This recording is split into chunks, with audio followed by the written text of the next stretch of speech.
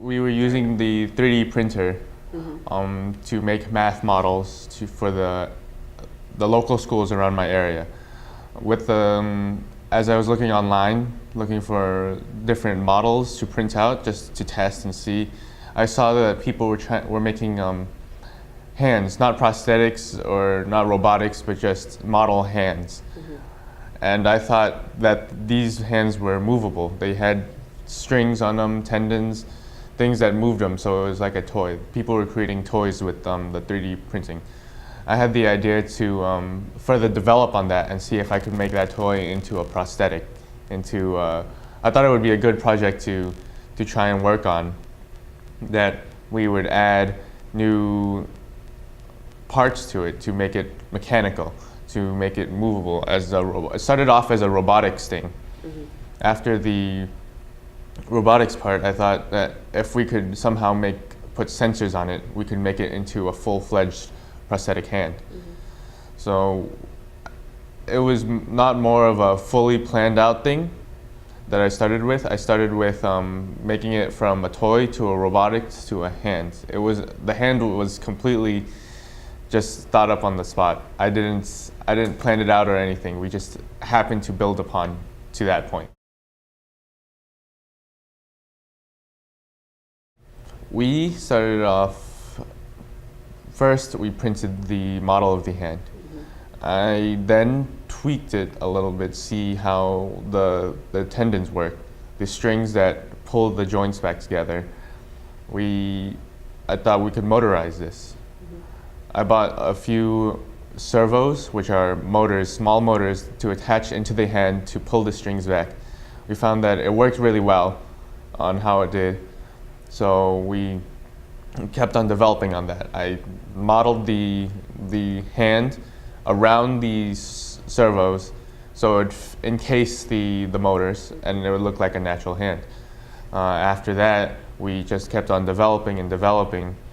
I would wrote a code for the hand to further continue the project, and it allowed me to basically create a computer within the hand. And so the hand itself, the robot hand itself, is now a complete robot. It has a motherboard, which is the brains of the computer, and motors that moves itself. To create it into a prosthetic, that was easy. That was just attaching a base to it that was able to attach onto the bases now of modern prosthetics, and having sensors that connect onto the side of the forearm and on the arm to sense the movement of the muscles. Working with Dr. DeCock, I was able to use the 3D printer as much as I'd like. So we printed as many as we can. And see, there was a lot of testing. There was obviously a lot of testing, a lot of trial and error. I got to meet a lot of people around the world. We met teams. Joel Gibbard from the UK, for example, and his team helped me. They're professional 3D modelers, essentially. So I would give them a request, or I would give them a 3D file that I had created, and they would touch up on it. They would make it better, make it more fluid, more dynamic, easier to work with, so I could print that out. And then I had a man from Japan, Shimimoto, that's his last name, and he works with robotics.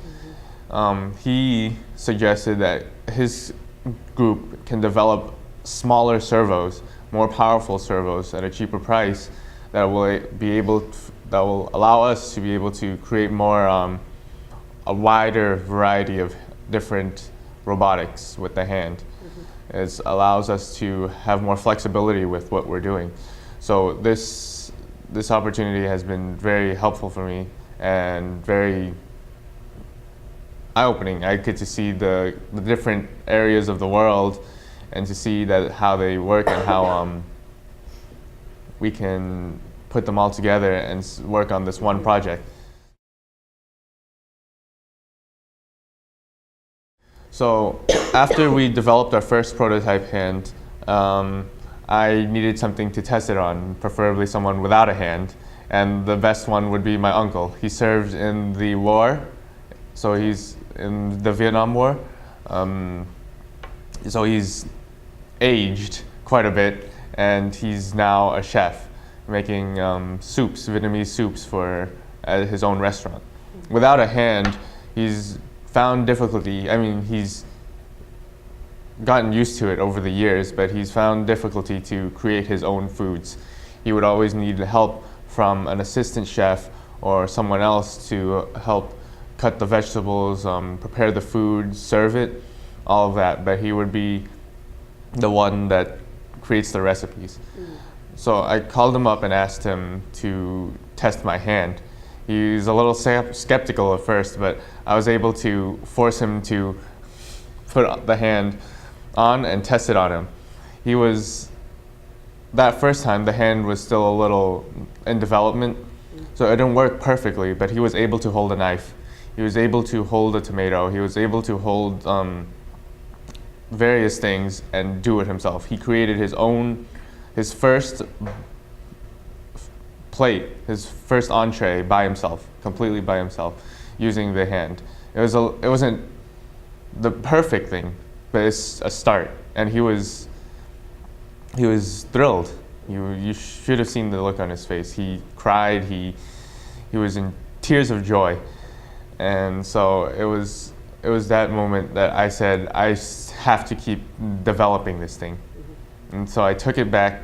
Well, I didn't take the hand back. I gave that one to him. I created a new one because these hands are reproducible on an easy, very small scale. You can go home, buy all the parts again, and then just reproduce it. And we started developing it on some more. Prosthetic hands nowadays, using normal healthcare methods and going through normal providers, cost up to $10,000, $20,000. That's using materials such as silicone, aluminum, titanium. Those are very expensive material, especially to create something like that, a prosthetic. My hand, the 3D printed hand, costs about $300, $200. That's including the cost of the material to print it, which is a plastic, such as the same plastic that Lego uses, so it's very durable. It's the servo motors, that's where most of the costs from. Each one costs about $50. The string, you can get maybe meters of it for a few dollars, and that's it. Most of the cost comes from the labor of putting it together, but that is arbitrary. You could take that value either way. So the base value of all the materials is only a few $100s. That's orders of magnitudes less than a $10,000, $20,000 one. 3D CAD printers, the one we used was a MakerBot 2.0. It's not the best, but it's a workable desktop printer, one that you would buy at home. They've ranged from prices recently. It's a developing technology, so the prices have been fluctuating. People have created more efficient ones. You can build your own at home, just buying the motor and then creating the box yourself for maybe $1,000 or less. Industrial ones, the ones you find at big companies, are up to $15,000 or more. But $15,000 compared to the price of a $10,000 hand is just a small cost, like to create multiple of the robotic hands. So we've found that the cost is much more cost efficient.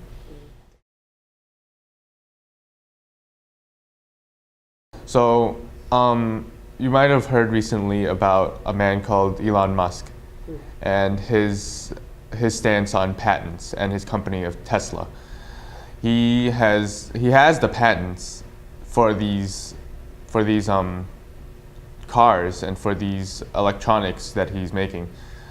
And I'm following in his steps, where I have an open source. I'm patenting the hand, the whole thing, the code, the model, the design, only for it to be open source at the very end. Only for anyone in the world to be able to download and create their own hand free of charge. We're trying to make it as accessible as we can. The website has full details, full downloads, full instructions on how to create this hand. The code itself is as accessible as it has instructions within the code, so you could know in any language you could know what each line does. Yeah. So patenting it, but in the sense that we are able to release it to the public without having to worry about anyone trying to sell or make profit off the hand. With 3D printing, you are able to change the values of how big your hand is to fit whoever you're printing it for, or if you're just doing it for a project. The material you make it out of is all completely up to you. The plastic has multiple colors. You can make a rainbow hand, you can make green hands, orange hands. Our hand personally was blue and black. We didn't want to make it flesh colored because a robotic hand that's flesh colored is a little too far, and it's not as fun as having a robotic hand. So we tried to make it as fun as possible, so we didn't have to think so dark and depressing. So we kept it as upbeat as we could.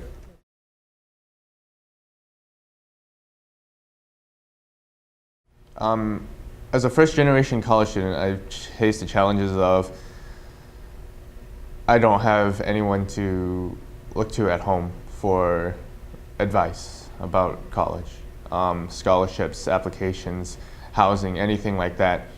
We have a 9-person family.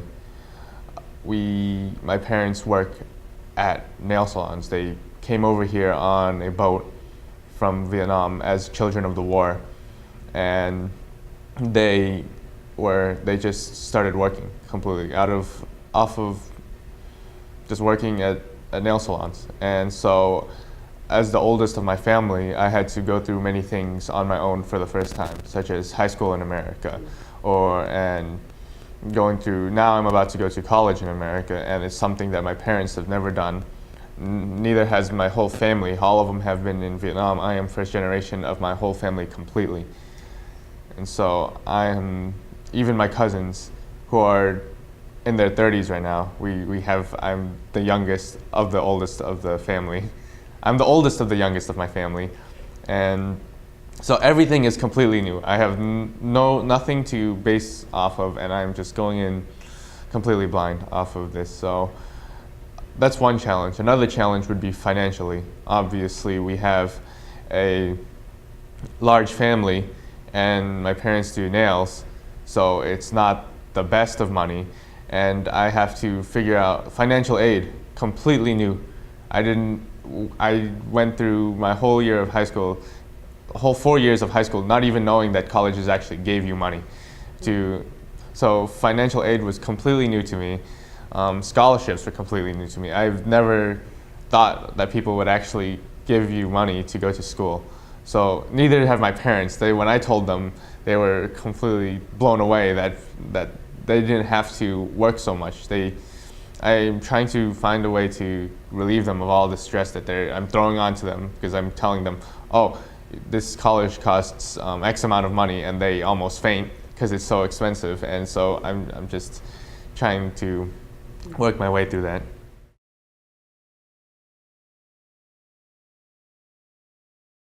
Yes, I'm trying to do everything I can right now and hit all aspects of the process of going through school, of going to university. And once I hit all those aspects and gain those experiences, I'm obviously going to help my younger siblings, and so they can help my other younger siblings, so I can create my family into a college-bound family and help them later in life. So I'm basically being a test dummy for my whole family right now. My sister, she's starting high school next year. I don't think she's doing the T.B.I program, but she's doing the early college program, the same as Central Texas College has started their own program, which is a 4-year program for high schoolers to also get their associates. She's more of a liberal arts type person, so she decided that that would be best for her rather than coming to a science one. My brother, however, my younger brother, he's in the 5th grade right now. He is exactly like how I was when I was little. He would open things, he would not put them back together, but he would tinker with them and try and see how they worked. He's very curious, so I'm thinking that he might go into the STEM field later on to his life.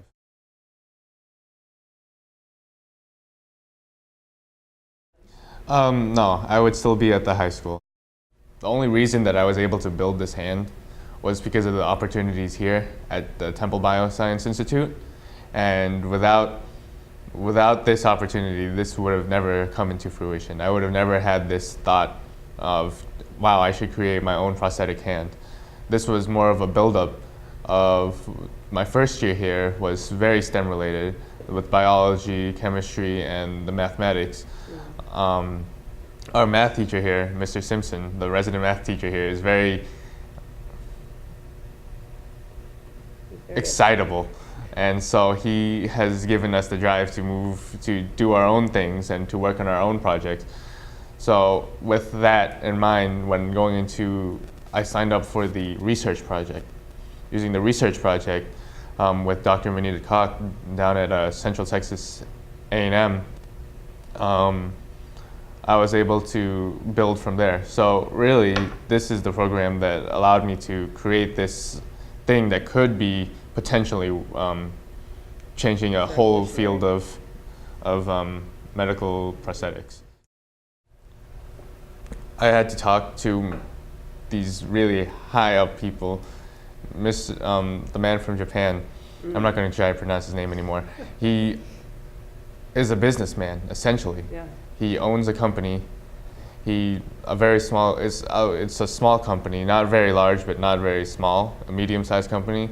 And so talking to him is very intimidating. He's a older gentleman, about in his 60s, and he's able to be so, their culture is very serious when it comes to business. So talking to him is very intimidating. He doesn't have the sense of humor as we do. So I have to act accordingly.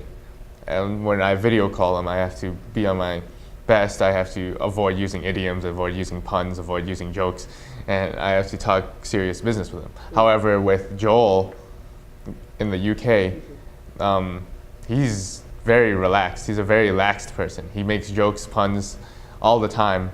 And so our video calls together, with the 3-way video call with all 3 of us, is a completely different experience, having to talk to serious to one man and jokingly with another, but then having them talk to each other is just a sight to see. Right, so I'm going to the engineering school at University of Texas at Austin. I'm majoring in, it seems unrelated now, aerospace engineering, which is a field with connected to space travel and aerodynamics and other things. The engineering part right now that I'm doing for my hand is just a project. It has nothing to do with my major except for the engineering part, for the robotics part, for the electronics. So with that in mind, I feel it best to, as an engineer, to touch bases on everything, to see what I could work with, so I could create something completely new. And so with the field of engineering, any type of engineering is connected to another, whether it be small scale or large scale. So after going to aerospace engineering, I'm probably going to go to a graduate school for astrophysics and see if we can merge those aspects together, relativity with engineering, two completely unrelated subjects, to see if we can further develop the method of travel through interstellar space. Working on this, I worked as most engineers and computer scientists do, alone and by myself, so it was very lonely to work on this by myself. It was many hours of just sitting there and watching the machine print while working on my code. My parents, who are they're very innocent and naive people, so they didn't understand what we were doing, just that it got really hot in the house and in my room, and my mom wasn't liking that. So she said, "Kevin, stop using this all over, it's getting really hot." And so I had to move it out to the garage, and in the garage I had my whole setup where the garage got really hot, but no one cared because no one was in there all the time. I was just sitting there working only hours into the night, hours into the day. So it was an experience to get to work alone like that, to have so much silence all the time, except for the running of the machine. Mm-hmm. And those machines it's still developmental, so any kind of mistake that is made by the machine is a mistake on the whole project. Mm-hmm. I would have to start all over with the printing, and printing those things take up to 24 hours, 23 hours of continuous printing, but that's just based on the machine. If we had better machines, or we had a better file, that's what we're developing right now, we could print quicker, easier, faster, more durable. Yes, we've all the excess material and the broken parts, maybe 90% of the time, are just completed hands that have one flaw in them. And with one flaw, we have to discard them. And so on the corner of my garage, I have about a 4-meter high pile of plastic hands, various colors and shapes, because we have to change the material. And my mom, she yells at me for having these here because it scares her. And so I have to find a way to get rid of them, maybe melt them down and recycle them or something.